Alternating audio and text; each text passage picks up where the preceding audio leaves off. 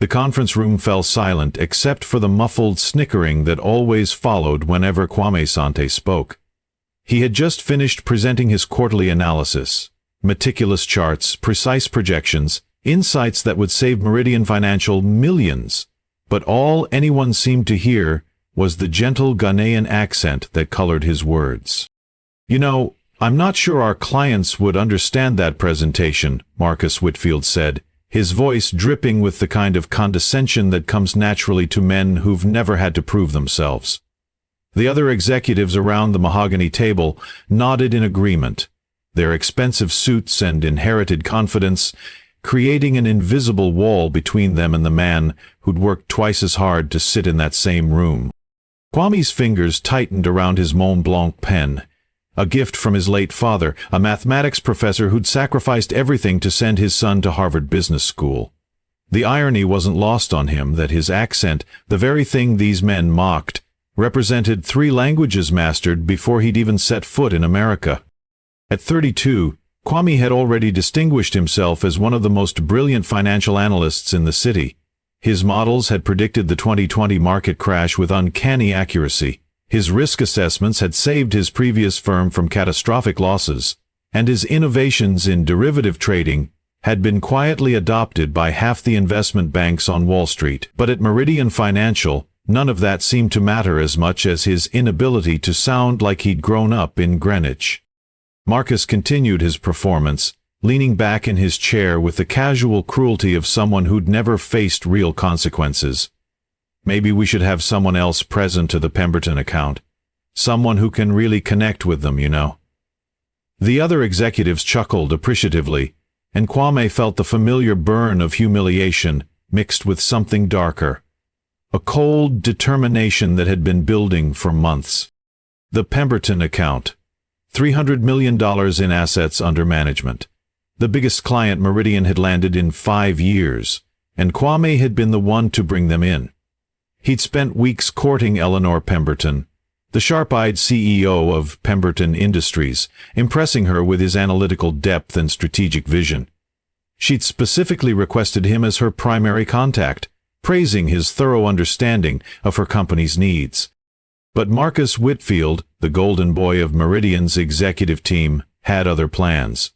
At 41, Marcus embodied everything the firm valued: old money connections, an Ivy League pedigree worn like armor, and the kind of effortless arrogance that mistook privilege for competence. He'd grown up in the shadows of Wall Street, his father a managing partner at a white-shoe law firm, his mother a socialite who'd never worked a day in her life but somehow felt qualified to judge everyone else's work ethic. Marcus had been circling the Pemberton account like a shark ever since Kwame had brought it in, finding excuses to insert himself into meetings, undermining Kwame's recommendations with subtle suggestions that perhaps they needed a more senior perspective. The accent comments had started small. Little jokes about translation, suggestions that Kwame speak slower during presentations. But they'd grown bolder as Marcus realized no one would challenge him. "I think that's an excellent idea," Victoria Chen said, her voice carrying the particular authority of someone who'd clawed her way to the vice president level through a combination of genuine talent and strategic allegiances. She'd always been careful to distance herself from Kwame, perhaps sensing that association with him might taint her own carefully cultivated image. "The Pembertons are very traditional. They might appreciate a more familiar approach." Kwame watched Victoria's calculated betrayal with academic interest.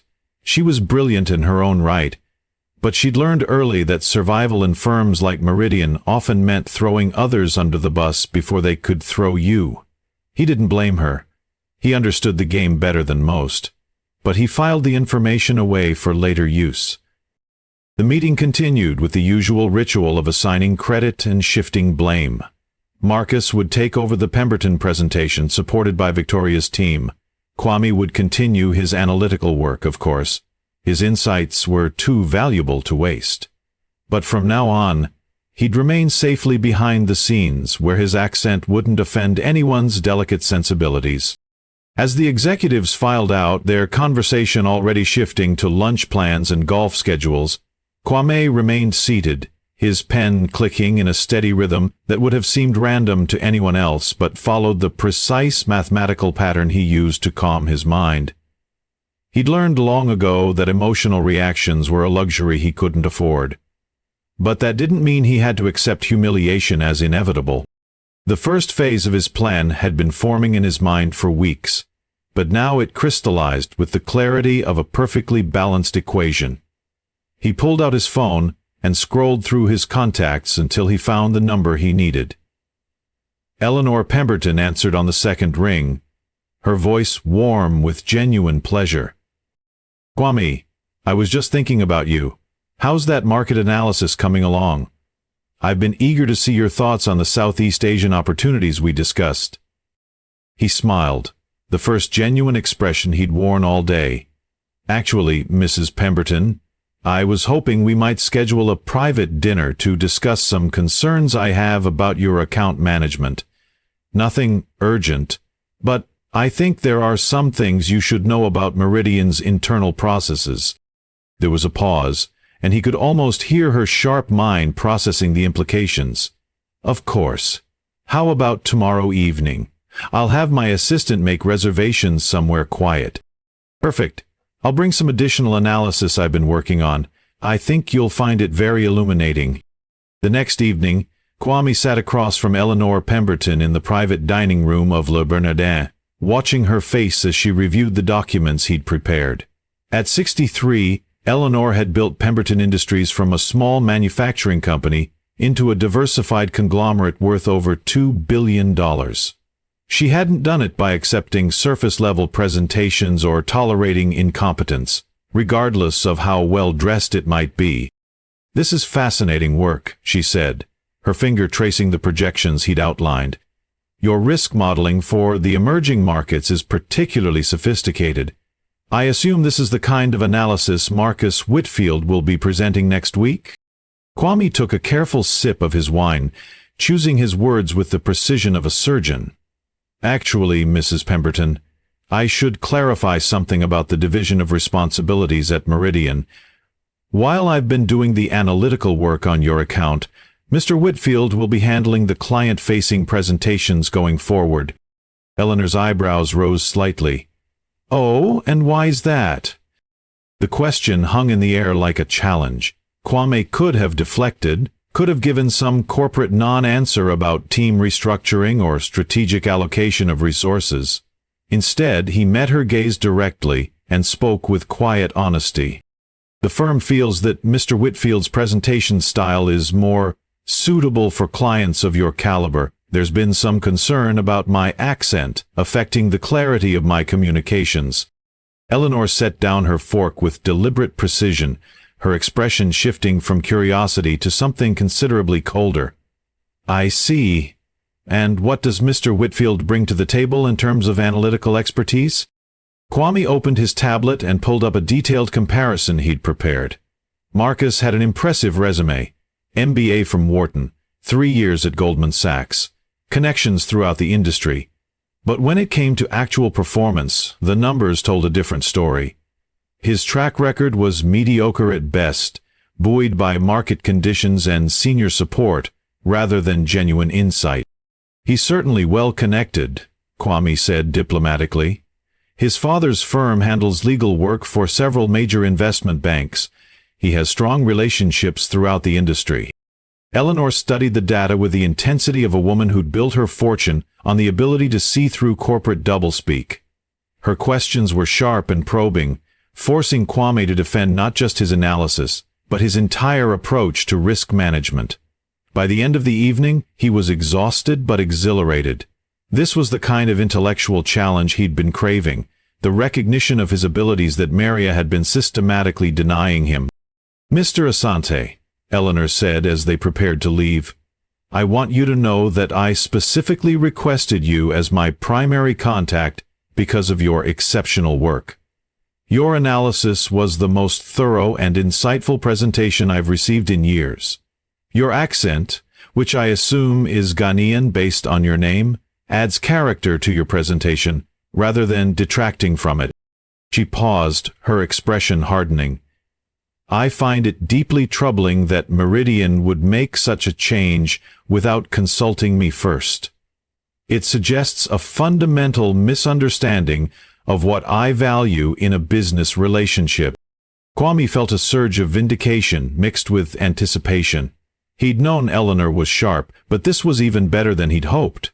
The next phase of his plan was already falling into place. The following week, Marcus delivered his presentation to the Pemberton account with his characteristic confidence.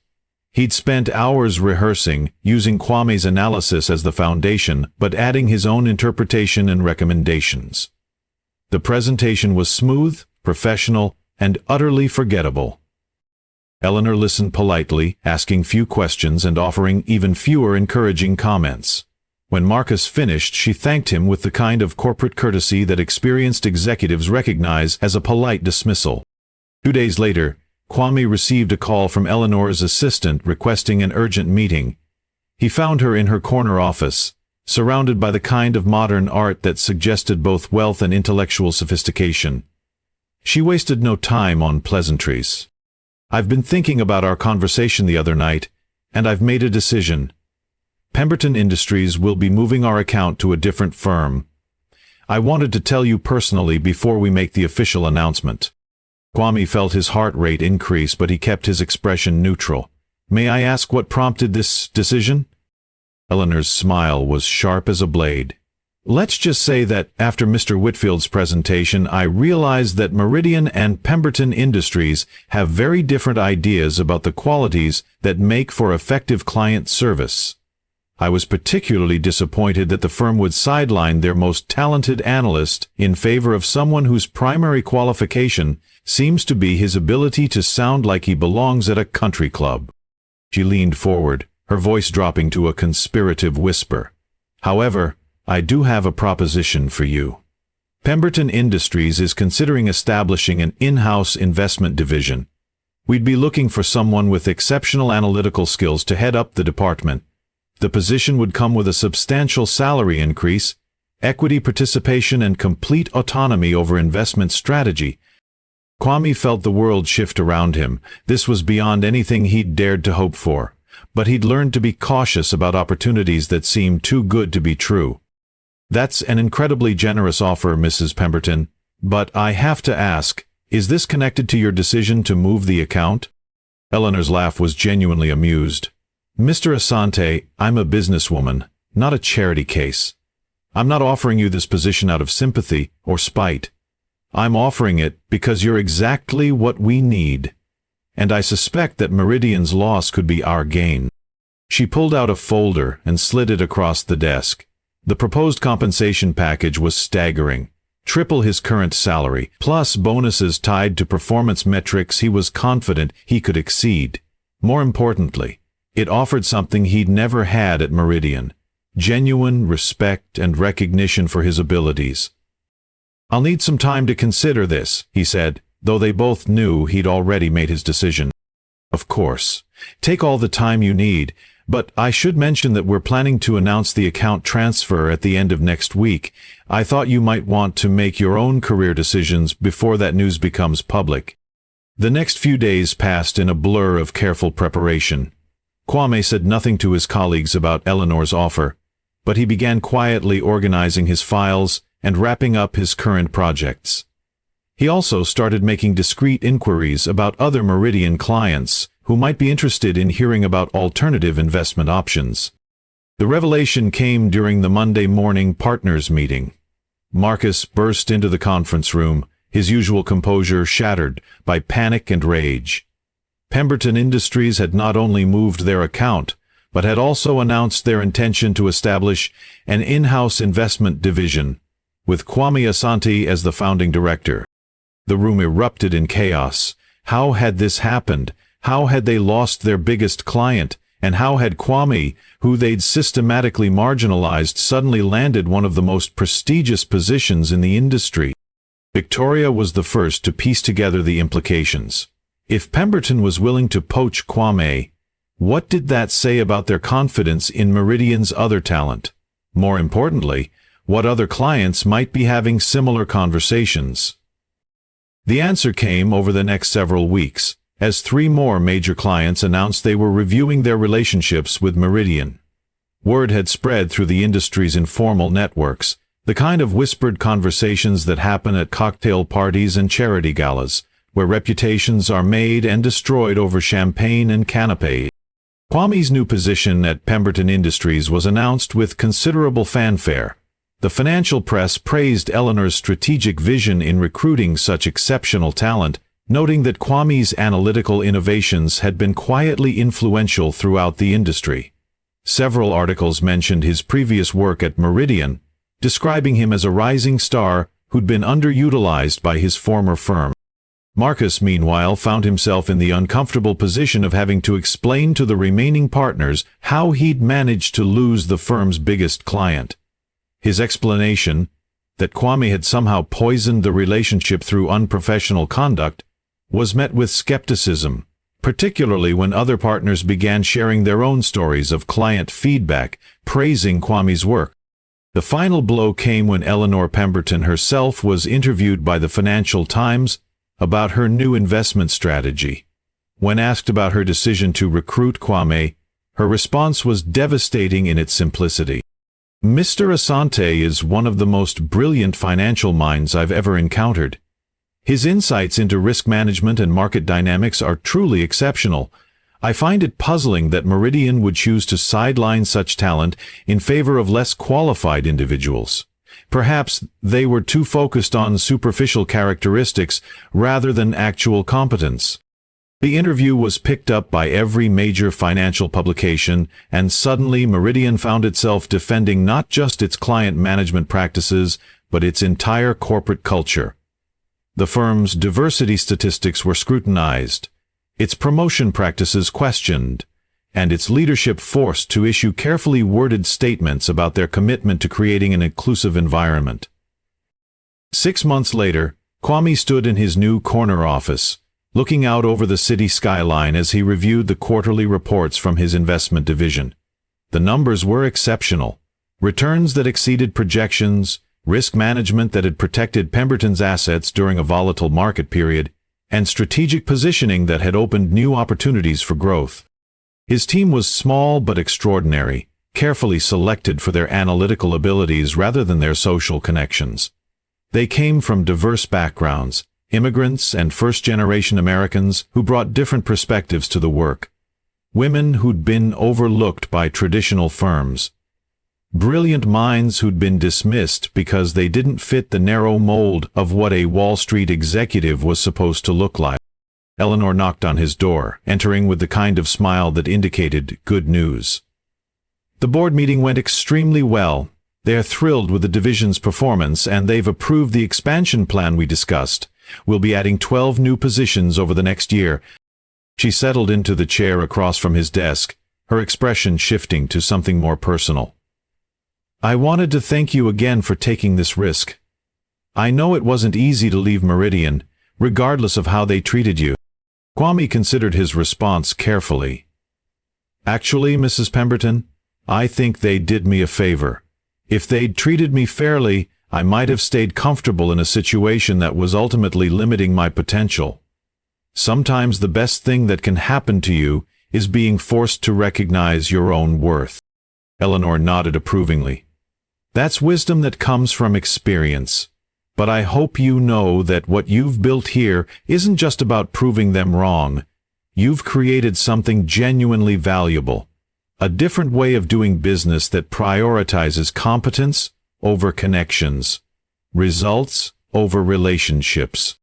As she left, Kwame turned back to his window, watching the late afternoon sun cast long shadows across the city. He thought about his father, who'd worked multiple jobs to afford his son's education, who'd never lived to see the success his sacrifices had made possible. He thought about the young man who'd walked into Meridian Financial with such high hopes, believing that excellence would be enough to overcome prejudice. He'd learned that excellence alone wasn't enough. You needed strategy, patience, and the courage to recognize when it was time to walk away. But most importantly, you needed to understand your own value, and refuse to let anyone convince you to accept less than you deserve. His phone buzzed with a text from Victoria Chen, who'd left Meridian 3 months earlier to join a competing firm. "Heard about the expansion, congratulations. Coffee sometime?" He smiled and typed back a simple response. "Of course, but I'm buying." The conversation would be interesting. Victoria had reached out several times since leaving Meridian, her messages carrying the subtle weight of someone who'd realized too late which side of history she'd chosen to be on. He bore her no ill will. They'd all been trying to survive in a system that pitted them against each other, instead of encouraging them to succeed together. The real victory wasn't in proving Meridian wrong, though their subsequent struggles had provided a certain satisfaction. The real victory was in building something better, creating opportunities for others who might otherwise be overlooked, and demonstrating that success could be measured by more than just the bottom line. 2 years later, Kwame received an unexpected invitation to speak at Harvard Business School's annual diversity conference. The auditorium was packed with students whose faces reflected the changing demographics of American business. Young people who carried their own accents, their own stories of being underestimated. After his presentation on innovative risk management strategies, a young woman approached him during the reception. Her name tag read Amara Okafor, MBA candidate, and her nervous smile reminded him of his younger self. "Mr. Asante, I wanted to thank you for your speech. I'm from Nigeria, and sometimes I worry that my accent will limit my opportunities in finance. Hearing your story gives me hope." Kwame studied her earnest face, seeing echoes of his own journey in her determined eyes. He reached into his jacket and handed her his business card. "We're always looking for exceptional talent at Pemberton Industries. When you graduate, give me a call. But remember, your accent isn't something to overcome. It's part of what makes your perspective valuable." As he watched her walk away, clutching his card like a lifeline, Kwame realized this was the truest measure of his success. Not the corner office or the financial victories, but the ability to open doors for others that had once been slammed in his own face. The circle was finally complete. His accent hadn't changed. He still spoke with the same gentle cadence that had marked him as different in those Meridian conference rooms. But now it was heard in boardrooms, where his voice carried weight. In presentations, where his insights shaped million-dollar decisions. In conversations where his perspective was valued rather than dismissed. The boy who'd been laughed at for his accent now signed the paychecks, but more importantly, he'd learned to sign them for others, who deserved the same chance he'd fought so hard to earn.